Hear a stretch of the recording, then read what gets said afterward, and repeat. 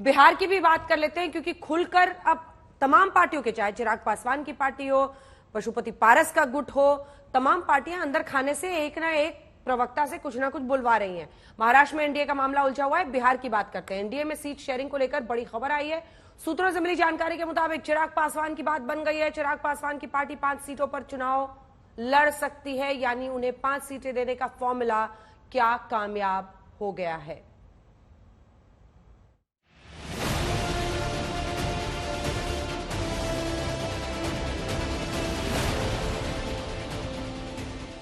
दिल्ली में बीजेपी अध्यक्ष से चिराग पासवान की बात हुई और सीट शेयरिंग को लेकर अटकी और लटकी फाइल पर करीब करीब मुहर लगी। सूत्रों से मिली जानकारी के मुताबिक चिराग पासवान ने 6 लोकसभा और 1 राज्यसभा सीट की डिमांड रखी थी। बातचीत के दौरान 5 लोकसभा पर बात बन गई, जबकि 1 राज्यसभा सीट चुनाव के बाद चिराग पासवान को मिलेगी। सरल शब्दों में समझें तो चिराग पासवान की प्रेशर पॉलिटिक्स काम कर गई।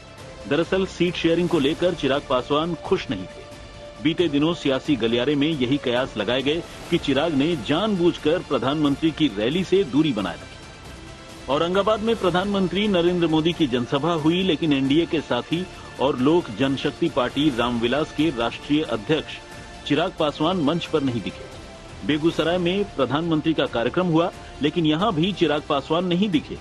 बेतिया में मोदी आए, लेकिन चिराग पासवान नहीं दिखे। इन्हीं तस्वीरों को हथियार बनाकर आरजेडी की तरफ से दावा किया गया है कि एनडीए में सीट शेयरिंग से पहले ही सिर फुटअव्वल शुरू हो गई कि माननीय मुख्यमंत्री नीतीश कुमार जी तो जब इंडिया गठबंधन में थे, महागठबंधन में, तो रोज कह रहे थे जल्द से जल्द होना चाहिए, सीट शेयरिंग का फॉर्मूला तय होना चाहिए। अब वहां क्यों नहीं हो पा रहा है? अब तो वो विदेश जा रहे हैं, तो इसका मतलब सीट शेयरिंग का फॉर्मूला वहां तय नहीं हो पा रहा है, सिर्फ फुटअव्वल हो रहा है और भारी झमेला होगा। अभी आगे आगे देखिए क्या होगा। यहाँ हाथ और गले भले मिल गया हो एनडीए के घटक दलों के बीच में, लेकिन दिल अभी भी नहीं मिला है। सभी चीजें तय हैं। सीट बंटवारे में कोई देरी नहीं है, क्योंकि अभी आचार संहिता लागू भी नहीं हुआ है, चुनाव का भी अधिसूचना भी जारी नहीं हुआ है। तो इसमें कैसे कर सकते हैं कि सीट बंटवारे में आप पिछले चुनाव की भी स्थिति देख लीजिए। क्या इतना पहले सीट बंटवारा की घोषणा होती थी? और आप देख रहे हैं कि एनडीए की बैठक भी चल रही है। 1-2 सीटों को लेकर कुछ पेच फंसी हो सकती है। सवाल यही है कि दूसरी तरफ इंडिया गठबंधन से लगातार सीट शेयरिंग को लेकर सवाल पूछे जा रहे थे। आपको बता दें बड़ी खबर, बिहार एनडीए पर इस वक्त की बड़ी खबर है। पशुपति पारस गुट को 2 से 3 सीटें संभव। वहीं जेडीयू बीजेपी के सिंबल पर लड़ सकते हैं चुनाव। पशुपति पारस गुट के 2 से 3 सीट संभव। जेडीयू बीजेपी के सिंबल पर लड़ सकते हैं चुनाव। आइए आपको सीधे लिए चलते हैं रोहित, हमारे सहयोगी रोहित, विस्तार से बताएं क्या बिहार का मामला अब सलटता हुआ दिख रहा है सीट शेयरिंग का एनडीए में? क्या फॉर्मूला?